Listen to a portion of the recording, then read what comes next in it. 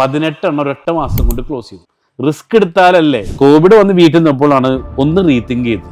എവിടേക്കോ ജീവിതത്തിൽ പാളിച്ചകൾ പറ്റിയത്. കോവിഡിന്റെ സമയത്താണ് അങ്ങനെ ഒരു തിരിച്ചറിവ് ഉണ്ടാവുന്നത്. അതെ.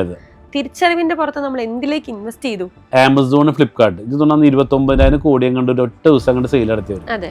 അപ്പൊ തോന്നി ഇത് അവർക്ക് ചെയ്യാന്നുണ്ടെങ്കിൽ കേരളത്തിൽ നമുക്കും ചെയ്തു. അപ്പോൾ രണ്ടും കൽപ്പിച്ച് അങ്ങനെ ഉണ്ടായിരുന്ന സ്ഥലമൊക്കെ വിറ്റ് പറക്കി. എനിക്ക് ഏകദേശം ഒരു 8 കോടി രൂപ എന്ന് തോന്നുന്നു. അത് എല്ലാം കൂടെ പറക്കി ഒരു ഇ-കൊമേഴ്സ് കമ്പനി തുടങ്ങാം കേരളത്തിൽ.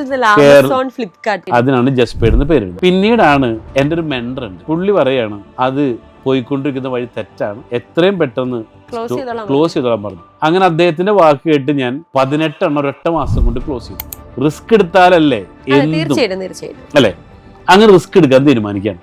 അങ്ങനെ ആരും കൈവെക്കാത്ത മേഖല സാൻഡൽവുഡിന്റെ ഒരു വലിയൊരു പ്രൊജക്ട് ഞങ്ങൾ വയനാട് കേന്ദ്രമാക്കിയിട്ട് ചന്ദന കൃഷി, മലയാളത്തിൽ പറഞ്ഞ ചന്ദന കൃഷി. അതെ.